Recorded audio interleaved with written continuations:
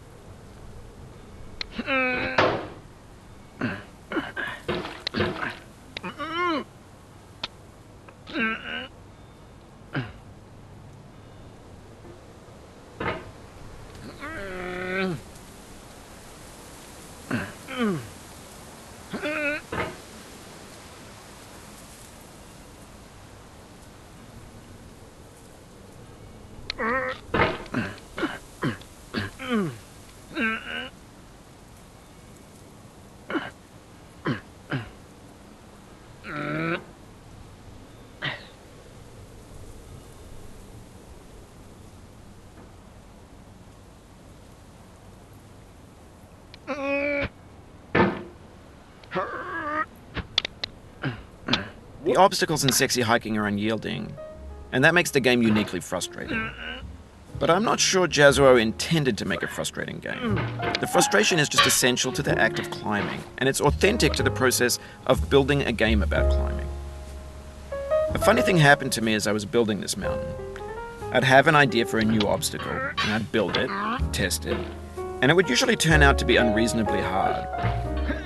But I couldn't bring myself to make it easier. It already felt like my inability to get past the new obstacle was my fault as a player rather than as a builder.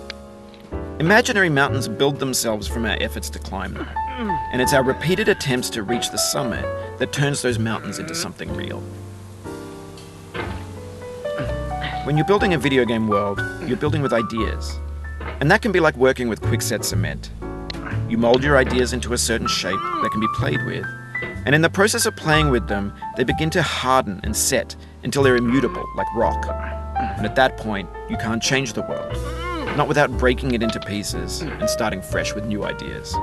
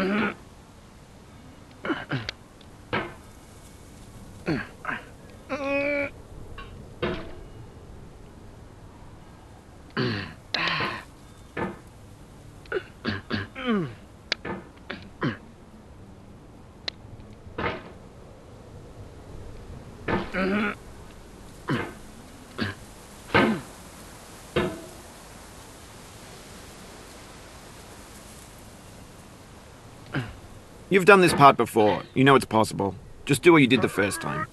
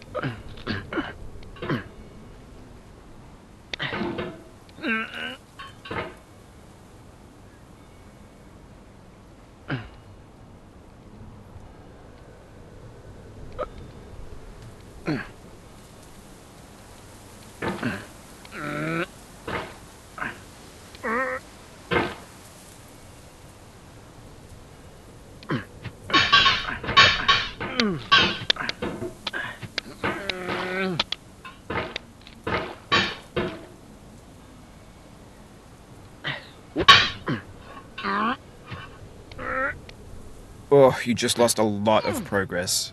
That's a deep frustration, a real punch in the gut.